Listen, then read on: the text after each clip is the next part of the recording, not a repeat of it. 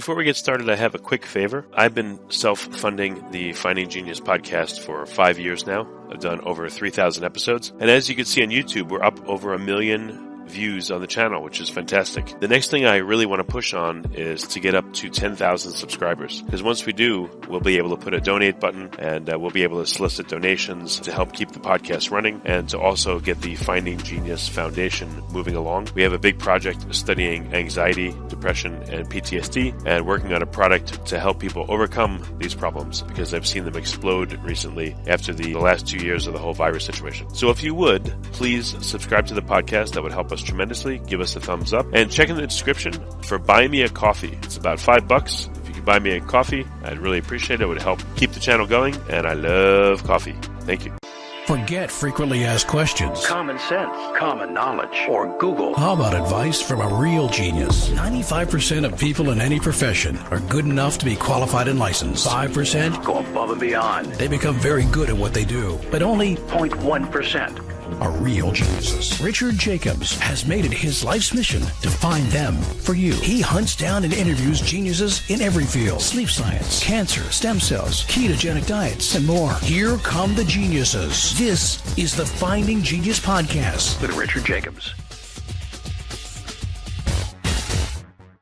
Hello, this is Richard Jacobs with the Finding Genius Podcast. My guest today is Colonel Rob Maness. He's a 32-year U.S. Air Force combat vet. We're going to talk about his work in, the military and outside of the military. He hosts the Rob Maness Show. So we're going to talk about, again, his work and military stuff and non-military stuff. So welcome, Colonel. Thanks for coming. Hey, thanks for having me on. Yeah, tell me a bit about your background. Like what got you interested in the military and what made you stay so long? And then we'll talk about your current work. Yeah, let's way back in the Wayback Machine. I grew up as a military kid. My dad was an enlisted man in the Air Force, and he and my mom are from Western Tennessee, and I think he enlisted first in the Army Guard when he was 16, dropped out of high school, and I had three brothers.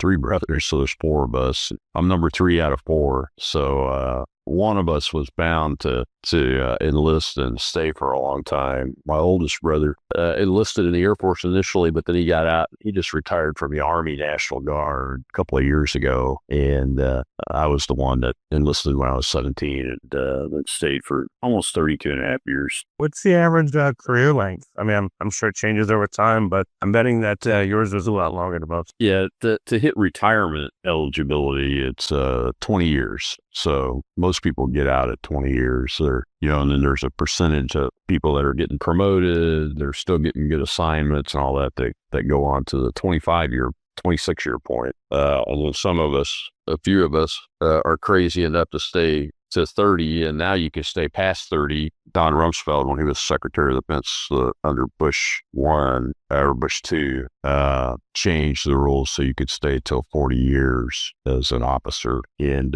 so that's how I ended up at around 32.5 or 6, up to almost 32. What was your most memorable or personally favorite thing that you did in the military that you can talk about? Was it rhythm or?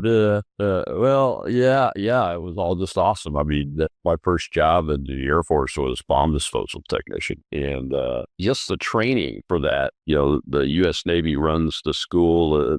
The actual term for it is explosive ordnance disposal. We use EOD as shorthand for that. And but just the training for that, there are all kinds of specialized tools. You have to learn all the chemical backgrounds of explosives, known explosives. You essentially learn how to make your own explosives and all the elements associated with that. You become a metallurgic engineer, expert, physics. And that's not even the part that gets you into the military pumps and mortars and artillery rounds, the conventional stuff. And then there's a chemical warfare side to it and biological warfare side to it. And then there's a whole section where you spend months learning every design of every known nuclear weapon. And about all I could say about that is, for the American ones, the scientists that designed that particular bomb or missile warhead are the ones that they do a video of them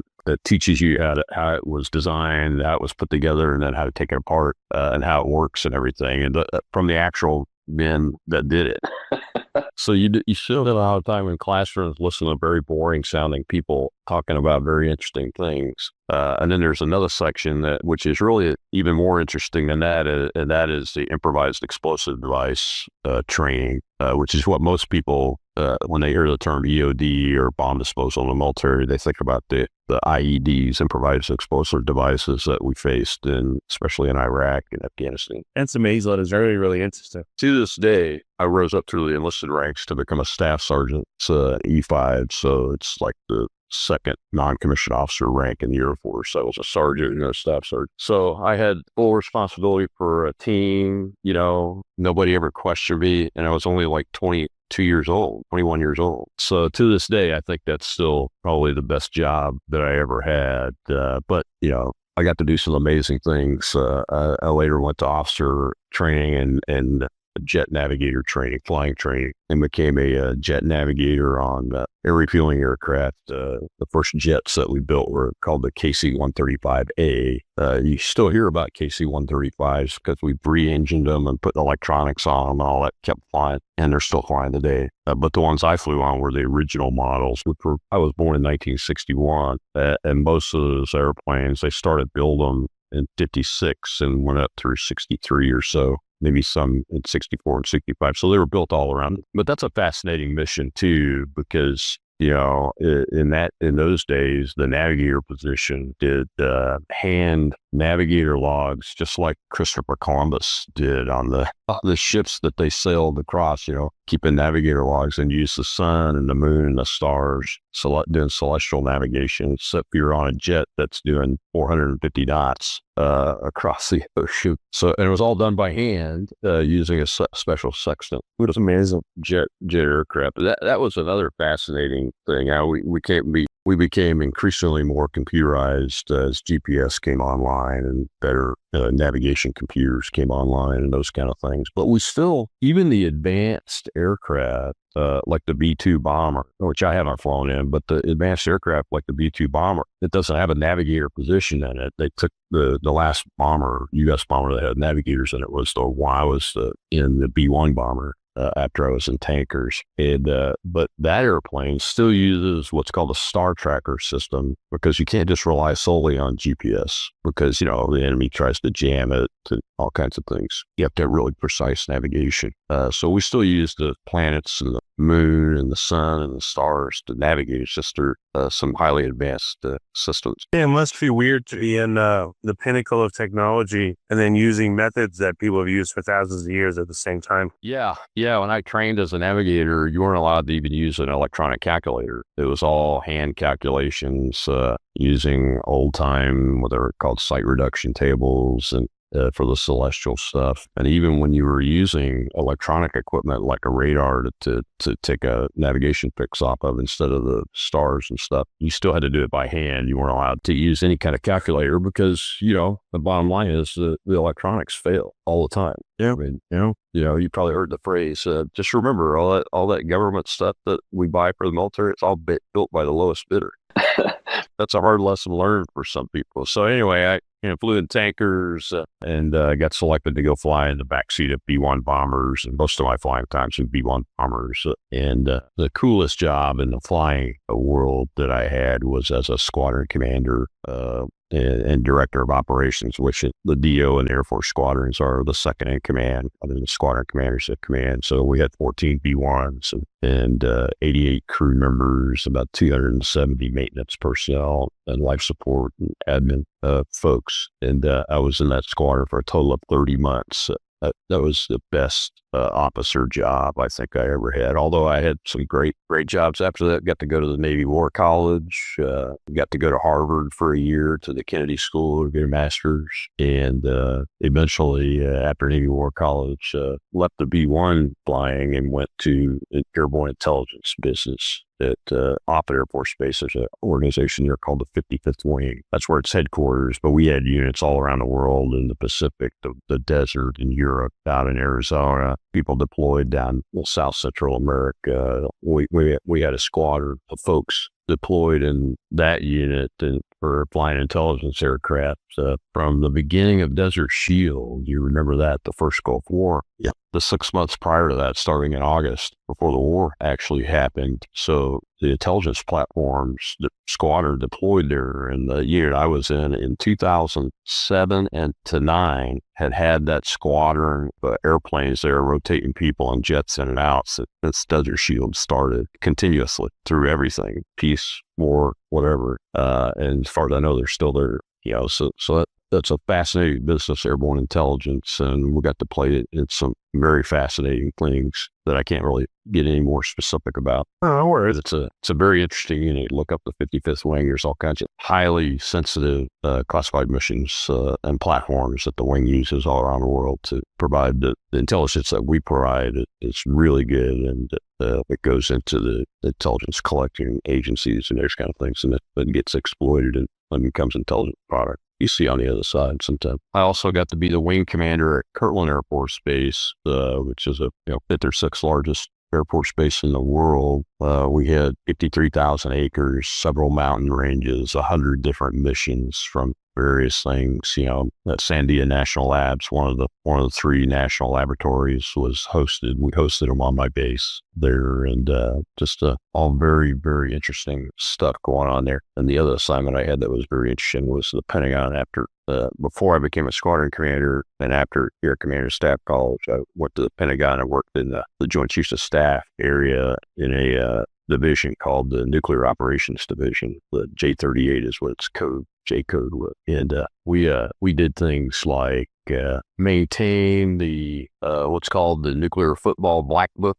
The Black Book, the real name of it's called the Nuclear Decision Handbook. It has all of the menu options for the president. The military aides that carry the bag around called the football. But hopefully it doesn't have a software upgrade, randomly, if you don't know, matter if you can't use it like Zoom. Well, just like training in air navigation is, pencil and paper and slide rule, circular slide rules, in our case, the air calculator called the MB4. We do things very particularly in the Black Book world to ensure that technology can't interfere with it, and technology interaction is minimized as much as possible. So yeah, that makes sense. somebody described it as, so you're talking about basically a Waffle House. Then once people were trying to figure out how the book works, It's funny. So what was it? Was your life the military? Was it a very disciplined life? Was it just kind of like I don't know, to be under that level of discipline for so many years? How did it affect you think? Or did you just not notice it? It was just life. Well, my dad raised us, and he was an NCO. He was a senior NCO before he retired. So we grew up in a very disciplined household, and we had to be. Look, his last assignment was in North Africa, in Morocco, in the late 60s, early 70s, and it was the only overseas assignment. He took us with him. And there were 2 attempts to initiate civil war by Islamists on the monarchy twice in those few short years that we were there.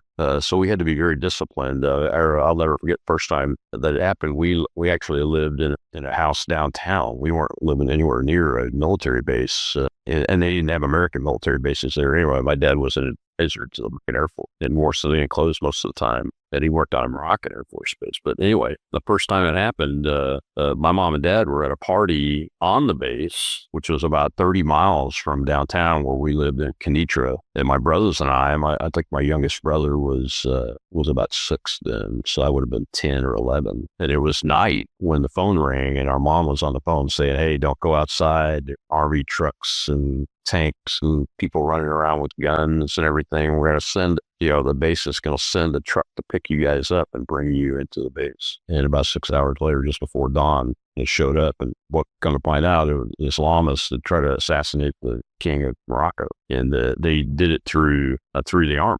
They had infiltrated the army. So we had to be very disciplined when mom or dad said, "Hey, you need to do X, Y, or Z." We were pretty clearly and well trained by that point. Even my 6-year-old little brother managed to keep himself under control. And then it happened again a year later. But this time it was the Air Force that had infiltrated. My dad was advising force. So, and by that time we were living on that Air Force base, and the Army came and surrounded the base. and they came on the base and started arresting Moroccan Air Force people and everything. So anyway, it's a very interesting and disciplined life growing up. So I was used to that by the time I enlisted myself, and the jobs that I've been in, as you can imagine, are highly trained and highly disciplined when you're doing those kind of jobs. So I guess I just got used to it. So what's it like working with, regular civilians that aren't as disciplined? Do you butt heads a lot? Was it difficult to transition?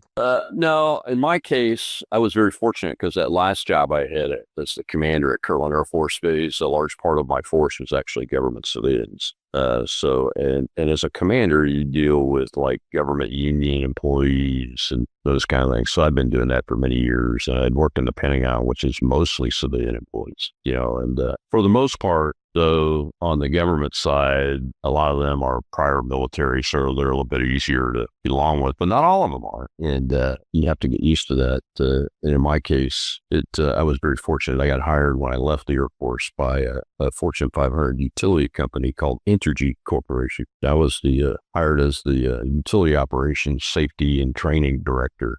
For what alignment is that goes out and works on put your wires back together after the storms and all that. Well, that's who I was the director of safety and training for. Over about 4,500 of those guys spread across 5 states, I think it was, with 5 training centers, those kind of things. So the utility companies are structured very organizationally, very similar to a military command structure. So I was very fortunate there. But the people themselves, most of them had not been in the military. So I was comfortable in the organizational structure, but I had a lot to learn working with folks that had not been in the military. I would think that people that have been in the military a long time, it might be scary for them to come out because maybe they feel like, how am I going to work on things that feel important? What if I just go back to this normal life and, I feel not useful and not important because I'm not dealing with life and death situations? Was there any of that hesitancy or fear with you, or how did you feel when you finally came out? Well, in my case, the intensity level really didn't change that much because of the job that I went into, doing safety and training. Look, one of the things I did was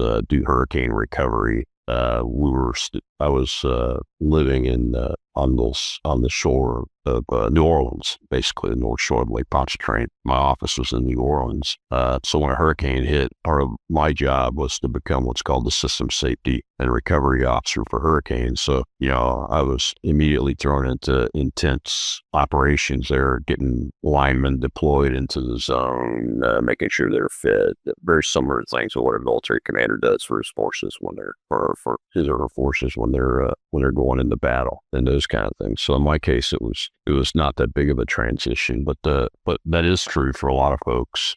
Because you're, especially if you're like a 1 or 2 termer and in the global war on terror up until the Afghanistan withdrawal, a lot of those folks had been deployed, especially in the heat of it when I was still deploying in combat. There were some of the Army troops were going on 15-month deployments, then a 1-year deployment 6 months after that. So they were very active and intense, and then they would get out, and that lack of intensity causes problems for some folks. Not everybody, but some folks. And that's one of the challenges there, especially when you're dealing with things like PTSD. I think that's one of the reasons why the suicide rates are pretty high, very high on veterans side. But, even the year I left the Air Force, 2011, the Army had 360 active duty suicides of young enlisted and young officers that year. And that was on active duty. And when I retired, I learned that veterans were committing suicide at a rate of about 22 a day. And you've heard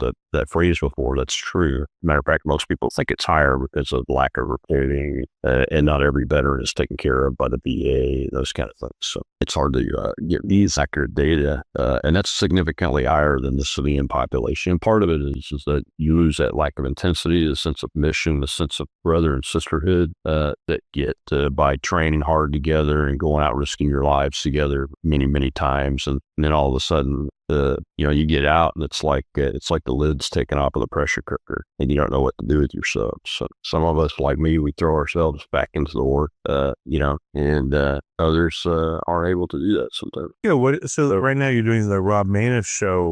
What's that about, and what's your current work about? Well, about 2 years after I got out and had been working for Entergy, I lost my mind and decided to run for the U.S. Senate, Louisiana, against a guy named Bill Cassidy, who's one of the 2 senators senators that's in today, and Mary Landrieu. And we lost that race, but we built a big following, raised a lot of money. And one of the things I did after that was got recruited to start this little television show that we have here. I think we're on episode number 549 or 50 or so now. It hasn't always been an every day of the week show live like it is today. And has been for over a year. It was once a week for many years. But anyway, the reason why we started that was we saw that the mainstream media was failing the American people. And it still is, as you probably are aware. You do this stuff too.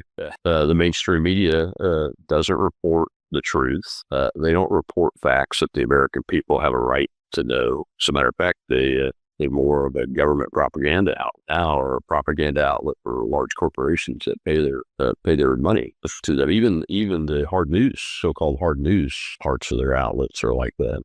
And that's one of the reasons why after that political race, and once I entered the political arena, that's one of the things I wanted to do was get into the media. And we started robmaness.com, and we took my campaign website and turned it into a conservative news website in mid-March of 2020. And then the show itself, and about a year and a half ago, got picked up by a little network called Worldview Tube that's run by the same guy that built Lindell TV for Mike Lindell and ran it for 3 years. Owns this network. His name is Brandon House out of Memphis, Tennessee. And after I've been with him a couple of shows, he goes, "Hey, you want to do live every day?" And I said, "Well, let me see if I can figure out how to do it." And I called a couple of friends of mine that had been mentoring me in this business. And I just asked one of them, I said, "Tell me how I would do this on a daily basis." And my friend started laughing. He goes, "Oh, Rob, you going to take that on?" He goes, "Well, here's how you do it." And he gave me a little model to follow. And I called Brandon back. I said, "Okay, I have a structure now that I think I can work. Let's go to try." We've been doing it that way ever since. We don't just do national security discussions, but I do devote at least one day a week to war policy and the current wars that are going on, because the American people don't get the truth from the mainstream media or from their elected officials about it. So I try to bring experts and guests on that know the facts on the ground that the mainstream media and the government doesn't want to talk. So I do that. And unfortunately, I can't change the theme on that day. It's on Mondays, More War Mondays. And when I started that theme, I said, "Well, I don't want to do. I hope we don't have to do this forever, and maybe we'll be able to call it, something else." But unfortunately, it just keeps getting worse. And then, we talk about cultural stuff, political beyond just national security. Do you talk to militaries of other nations? Are you allowed to, with permission, to speak to people like, that are in the SAS or something in Australia in UBA or different places? I have a few. A lot of them are involved in their own, but I have a few, and I can do that. We all are, all of us in that space but have a military or intelligence background, try to take great care in the specifics of what we talk about. But yeah, absolutely. I would love to interview more, as a matter of fact, folks from overseas, especially anybody that's been in the war zones on the ground, in Ukraine, that kind of stuff. I have a guy that comes on regularly.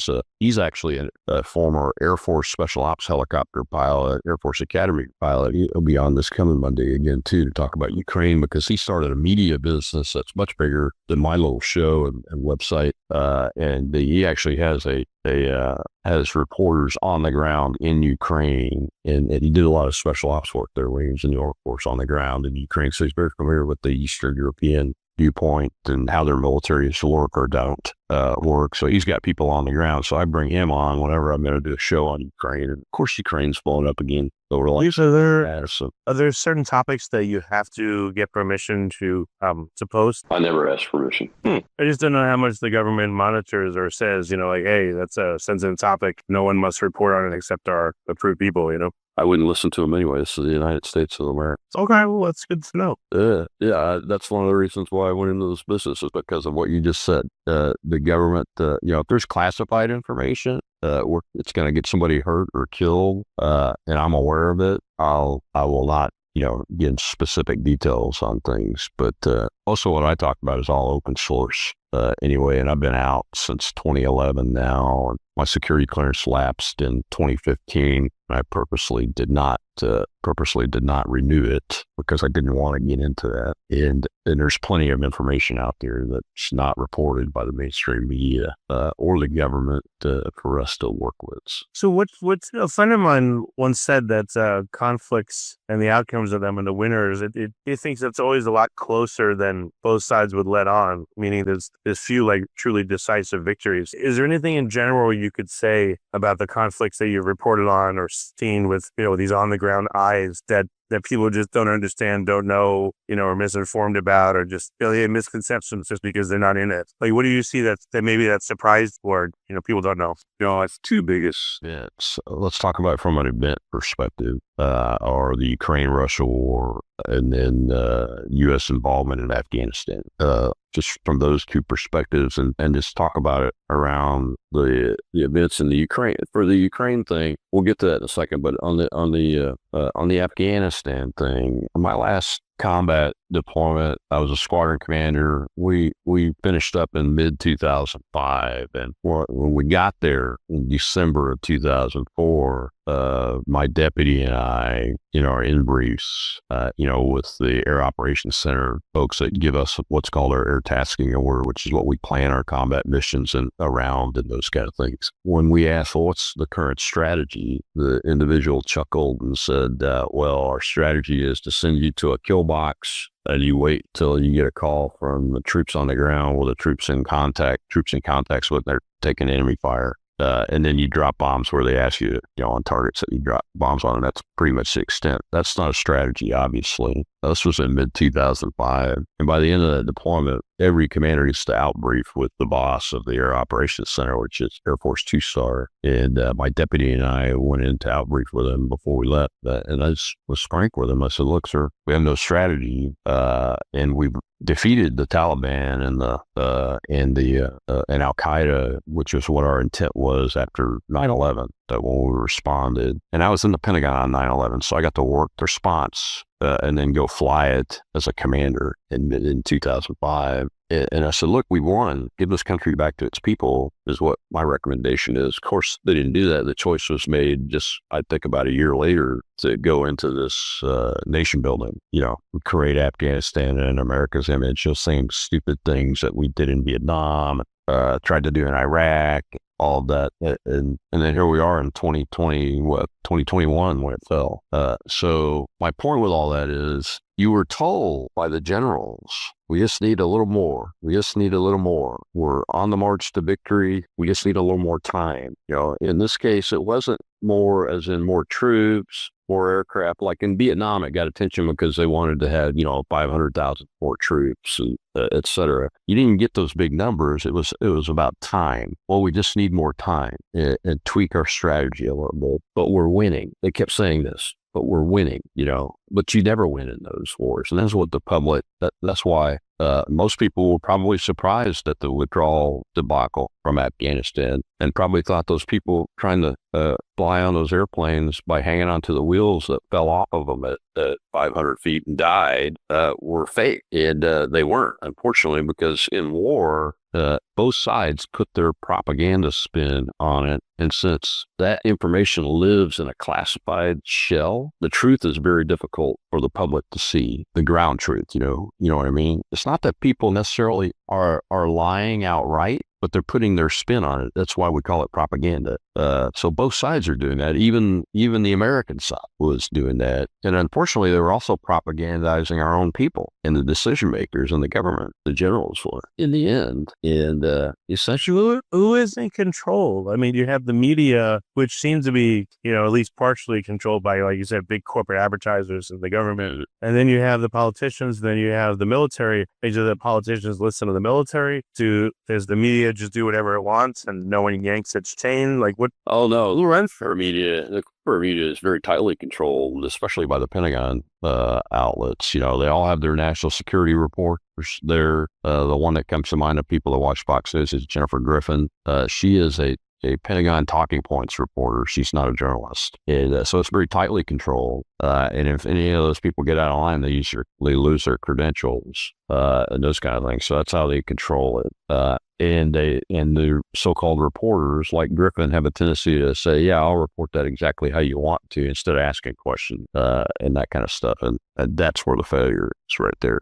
So it's very tightly controlled. That's why they don't like us. They don't like us independent types. You know what? That's why we exist, because of them. And we exist because this incident, this event at the end of Afghanistan, where most Americans were shocked. What do you mean the Taliban has won? For all those years, they were being told that we were winning. So to get back to your original question, that's one of the events that I see. Of course, those of us on the inside, I saw that coming in 2005 when I left my last combat deployment and gave my boss the debrief, But once you're out of it, and you don't have access to the classified information and everything on what's going on, and you're still on active duty, you're bound by the rules to protect classified, or you resign, but you still are bound by rules, by the law, to protect classified. If you can't just go release it, and those kind of things. So, it's very difficult for the American people or any population whose kids are at war to get the truth until it's over. And even then, as you alluded to in your question, it's difficult to tell. And I'll just talk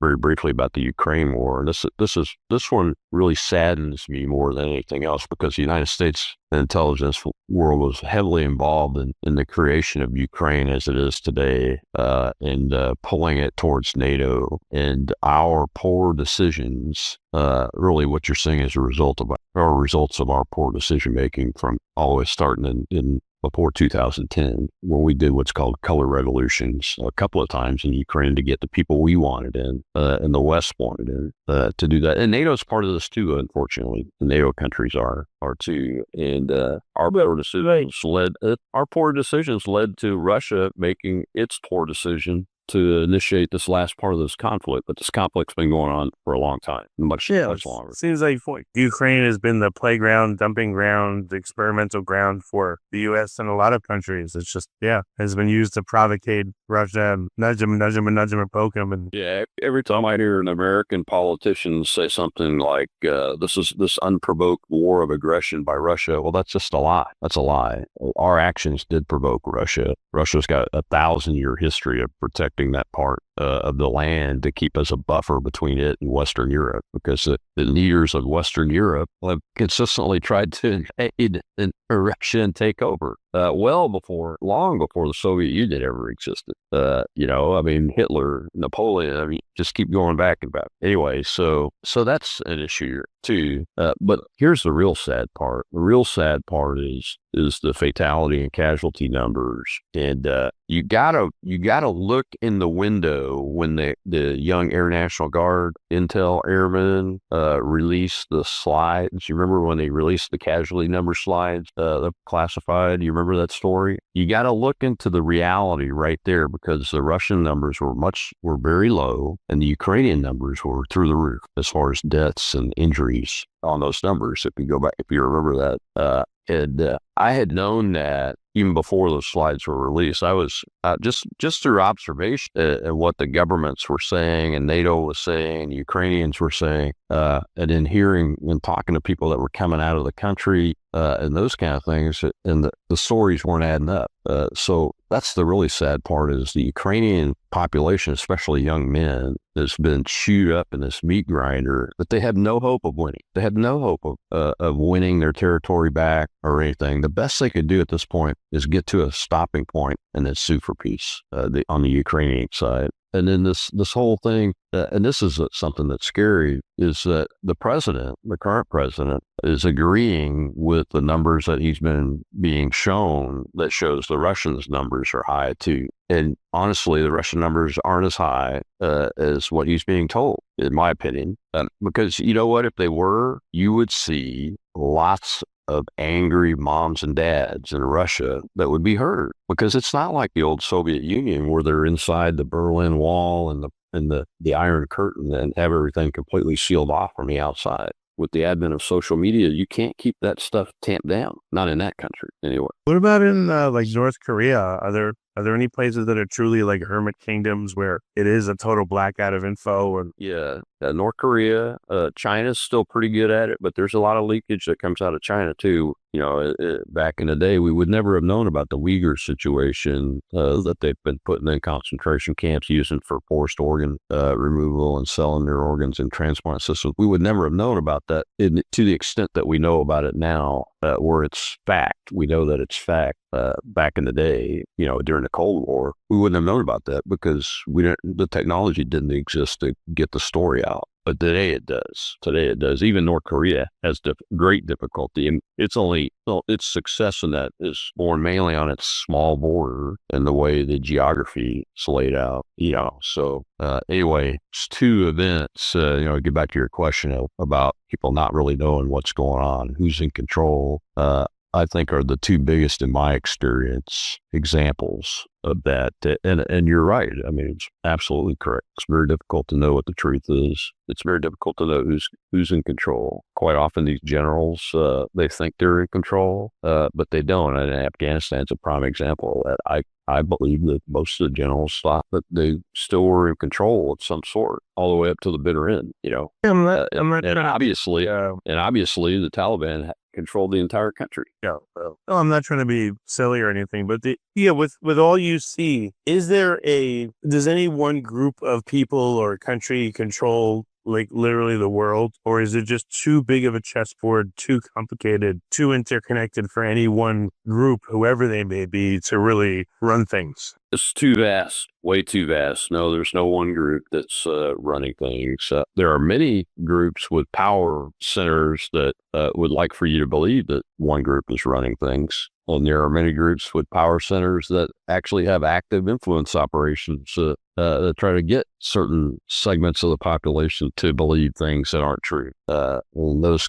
operations are ongoing. Like the Chinese Communist Party, they declared a people's war on the United States years ago, and they use what's called unrestricted warfare. And it does everything, all kinds of warfare except for kinetic war at this point, because they'd rather win without blowing things up and killing people with bombs and bullets, because they want the territory and they want the infrastructure. And they're very good at that. But and they spend a lot of time trying to influence Americans to believe things that just aren't true. And the main thing is to try to divide us against each other. Marxist tactics and strategy. Online, I've heard there's bot forums, there's groups of people that are commenting, and like, how much of the talk and chatter online do you think is not genuine, is from some group trying to push propaganda or an agenda? Is it most of it or some of it, or what do you think? I think it's about 80%. Wow. I think it's about 80%.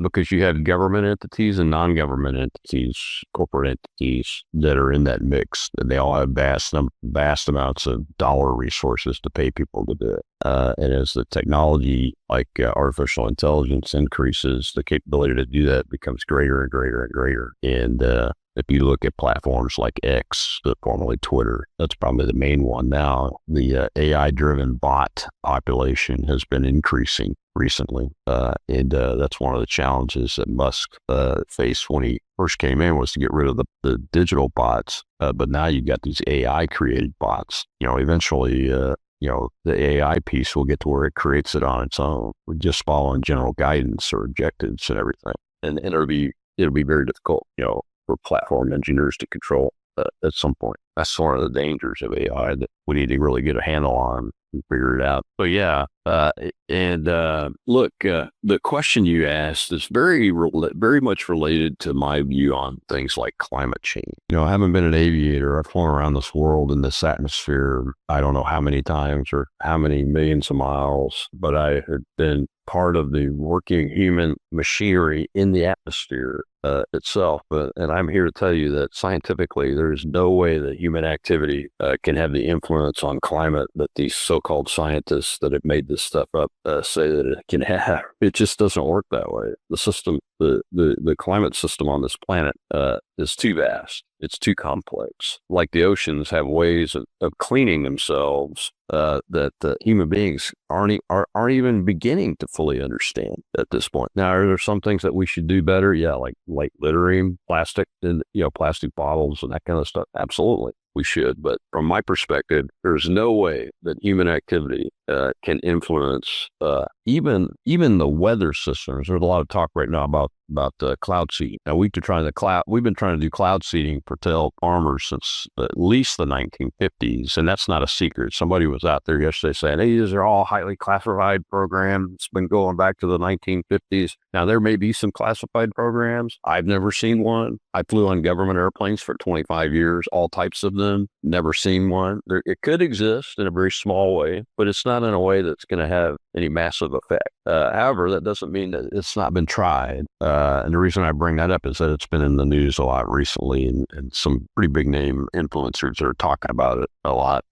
Was cloud seeding exist? Absolutely, it exists. Can it work? Yes, it can work. But can it work in the massive quantities to do things like put the trillions of gallons of water into central Texas that just happened? No, it can't. We don't have that level of technology or that level of capability to do it that well. A few million gallons, yeah, but not the trillions of gallons that put down. Can it steer hurricanes? That experiment's been tried, but it was never been operationalized because it couldn't get it done, couldn't get the job there, and those kind of things. So I'm a big believer in getting the facts out that we know, and if there is something out there and we uncover it, we'll get it out there. So to get back to the climate itself and the atmosphere, it's the same thing with the way the world works. There's those that say a certain group controls the entire world. It's extremely difficult to do. I've lived all over the world.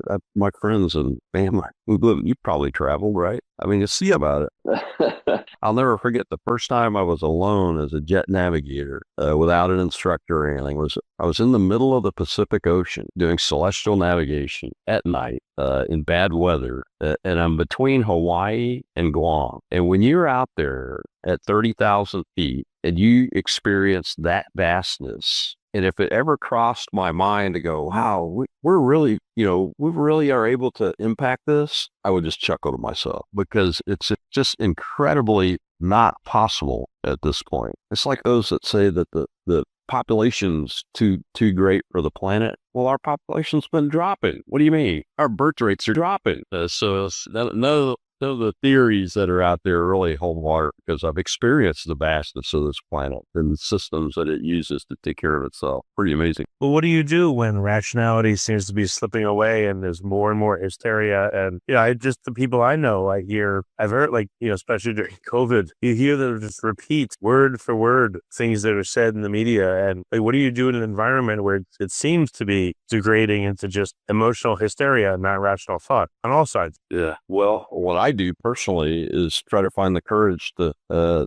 stand up and speak the truth, no matter how bad the response is. And I think we owe the people that did that in COVID, especially early on, that figured it out, a great debt of gratitude for that. Because and that's the other thing is I tell people that, especially folks that they go say things like, well, that's a conspiracy theory. And I go, yeah, it may be a conspiracy theory right now, but the reason why I exist in the media world that I exist in is because I'm willing to talk about those kind of things from a factual perspective and an experience, a direct experience perspective, and just tell people, look, this is what I know. Is this possible? Sure, it's possible. But you don't have enough information yet to know whether it's, the theory is good or if it's just another conspiracy theory. And I try not to use the term conspiracy theory because the people with power have made that term up, including Central Intelligence Agency, the KGB, in order to use that as a pejorative to discredit folks, like during the COVID. It's early on when the smart people were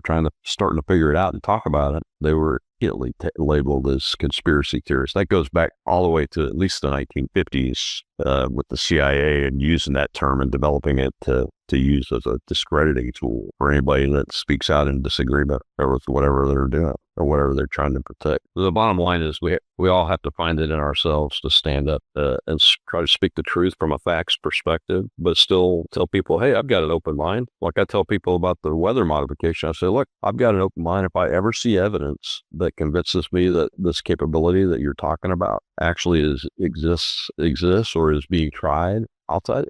I guess, well, like I asked before, there's no one group that runs the world, but if you can say what are some of the most powerful groups that, if anyone in the aggregate of them do kind of run things? Well, I will tell you the groups that try to run. How's that? Because they fail every day. They fail much more than we lay people out here that aren't inside the power structure realize, quite frankly. The what do we call it? The liberal world order that the United States and the West built post World War II. That one, World Economic Forum, the World Bank, the United Nations, that blob, as some people call it, the intelligence agencies that go with it, the armed forces that go with it, that whole blob there likes to think that it can run the world. But all you got to do is look at Ukraine and you can see the dramatic failures of all that, especially on the national security side and the propaganda side and those kinds of things. So they want you to think that they can run the world, but they really can't. Now, can they control specific parts of it or for specific periods of time for specific purposes? Absolutely. But you can see that the World Economic Forum and all of that structure it's cracked. The World Health Organization, all of that structure is cracked. It is cracking and is being dismantled internally and externally as we speak by people like you and me, just activists. And, I know a lot of them. And will it take a long time? Yes. Is there a guarantee of success? No. But that structure that a few years ago, a lot of people would think was all powerful, it has no power almost whatsoever nowadays. As a matter of fact, a lot of people they're so discredited that normies, as I call them, just sit out here and laugh at them because they think they're exercising power, but they're really not, because we don't believe in it. We don't buy it. Well, that's good. It's the same thing. This whole Epstein thing that's going on right now. You're watching a United States central government set out on a influence operation, try to convince the American people that it's all over. There's nothing to see here, right? Poll 10 of your normie neighbors and ask them if they believe what the government's putting out or if they believe what they know. Because most people know the facts that are knowable now about this guy. Even the part where Alex Acosta, who was a prosecutor down in Florida that became a Trump appointee in the first Trump administration, they even know that he said under oath that he was told to lay off of Epstein because he's an intelligence asset. So most normies look at it and go, no, we're not going to believe you. As a matter of fact, we're not only not going to believe you, we're going to keep talking about it until you put the facts out. And that's all people really want, is the facts. But that's an example of the lack of power that these people that run, in this case, the central government of the United States, think that they are powerful enough to overcome that. Unfortunately, they can't now, because they're so discredited. No, that's good. I'm glad.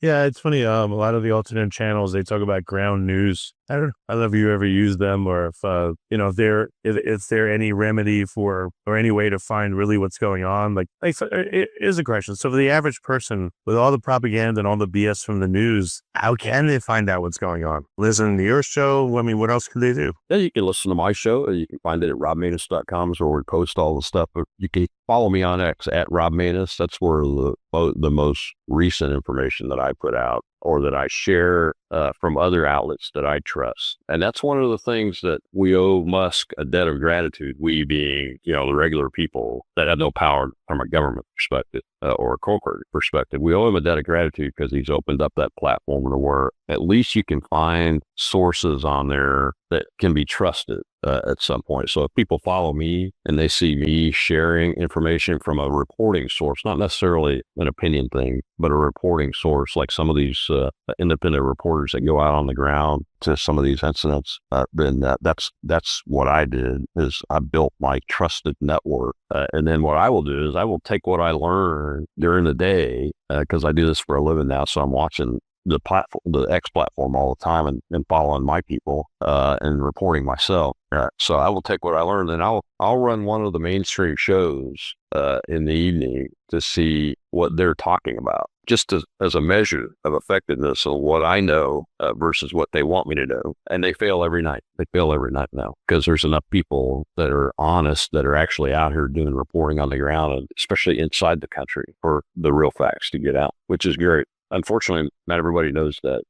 I mean, how many people do you know are aware that there was a direct assault by at least 10 Antifa members in a trained, professionally resourced assault team on an ICE facility over the last 4 days? Sure, I didn't know about that at all. Very few know about that incident, or the incident within that same period where a guy armed with an AR-15 tried to assassinate ICE agents. Or yesterday when the ICE guys were raiding the marijuana farm, that one of the activists shot at an ICE with a firearm. Don't even know. Who funds groups like Antifa or things like that? Or they just, I don't know, just it doesn't seem spontaneous that people would be this organized and have weaponry and things like that. Who creates these groups and funds them? Not spontaneous. That's another thing that we owe Elon Musk for. USAID, the USAID information. Let's talk about how George Soros worked, the Soros organization. A lot of people think that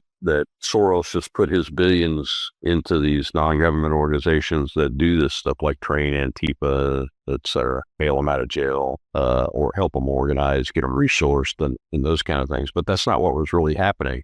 Musk uncovered through USAID that there's an organization called the National Endowment for Democracy that's supervised by a guy named Bill Kristol. You'll recognize that. But it has two organizations underneath it. One's a Democrat organization and one's a Republican organization. And these organizations are chaired by senior senators, and they have on their boards of directors, senators, congresspeople from the parties. And tax dollars funnel into those organizations, and tax dollars funnel out of those organizations. And guess where George Soros gets a lot of the money? The Soros organization gets a lot of the money that it uses to help fund these NGOs that do things like resource and train Antifa and those kind of things. Comes out of that Democrat side of that organization and that NGO under the National Endowment for Democracy. That's one of the things that's been uncovered by that effort, that Elon Musk. So your tax dollars, that's where they're getting their money, through these non-government organizations and through these,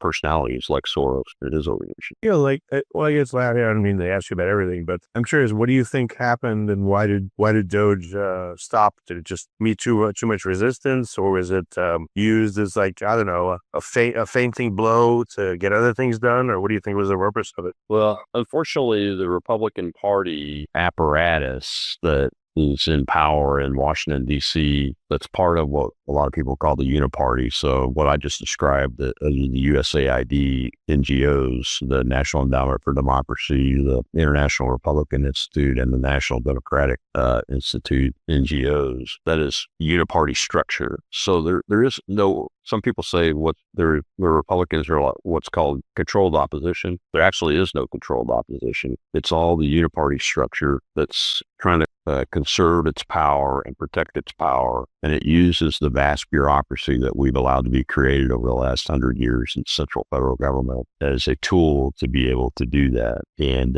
what you witnessed happen was Musk coming in all excited. The president was excited for him. You saw these amazing findings happen, right, and get documented. But then what happened when he got to the Department of Defense? What happened when he got to the Department of Defense? There's less than $90 million worth of fraud, waste, and abuse in the Department of Defense. Now, that budget's $1 trillion. Do you think there's only $90 million of fraud, waste, and abuse in a $1 trillion budget? I don't think so. Yeah, not close. And what that is, the reason I point that out is that's the indicator.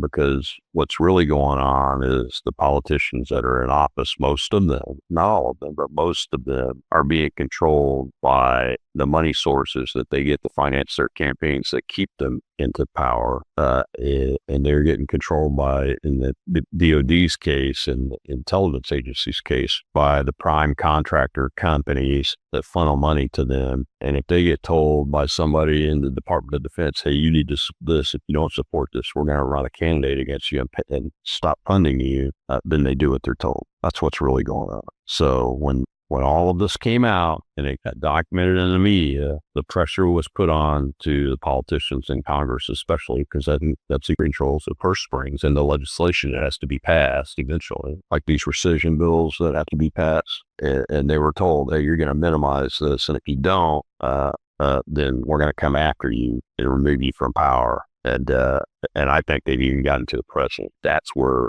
and this is just Rob's educated guess, but that's where the friction between Musk and President Trump came from. And Musk decided he was going to leave. Probably the same thing with Epstein. My guess is that there's enough high-level people in the U.S. and probably maybe in other countries too that are on that list that if it came out, the scandal would be so big that the largest powers that be pulled the strings and said, make it go away. That's it. That's what they're trying to do, but they won't be able to do. And I think the real reason is that it's a combined, in military operations, we use a term called joint or combined. The joint operation is like when the Air Force, the Navy, and the Army do an operation together in the same country services. A combined operation is where allied organizations from the allies are all working together. And I think that the Epstein operation is a combined intelligence operation. That's why you see people like Prince Andrew involved in that list and those kind of things, and people from other countries whose names have been revealed momentarily and then covered back up. And you're right. I think there are so many high level people involved in it, not just in government, but in corporations and everything, that whoever has decided to make the call and say, we're going to cover the, we're going to try to make this go away, has done that. And I think that's why you're seeing, words come out of the president's mouth that people never thought they would hear. Yeah. And because it's about an intelligence. Well, very good, Rob. I mean, you've had a great conversation, I think, going in all kinds of directions. What's the best place for people to hear more from you? Go to the Rob Maness Show, or where can they go? Yeah, the Rob Maness Show is it's live Monday through Thursday from 3 p.m. Eastern to 4 p.m. Eastern. We do a simulcast to an X audio space during the show, 30 minutes before the show, during the show, and then I try to stay on for 30 minutes after the show on the space. And you can both watch it and listen to it on X or Getter or Facebook or True Social, also on the new True Social Plus broadcasting, live TV broadcasting. Our show's broadcast on there. It's been up in the top rank a few times since they started on that and everything. But the X is the easiest place, at ROBMANESS. And if you'll follow me on that, you can see who I share for reliable information. Maybe you'll choose to follow them too. Okay, great. Well, Rob, thanks so much for doing this. I really appreciate it. It's been a great talk, and take care for now. Thank you. Thank you, Richie. If you like this podcast, please click the link in the description to subscribe and review us on iTunes. You've been listening to the Finding Genius podcast with Richard Jacobs. If you like what you hear, be sure to review and subscribe to the Finding Genius podcast on iTunes or wherever you listen to podcasts. And want to be smarter than everybody else? Become a premium member at findinggeniuspodcast.com. This podcast is for information only. No advice of any kind is being given. Any action you take or don't take as a result of listening is your sole responsibility. Consult professionals when advice is needed.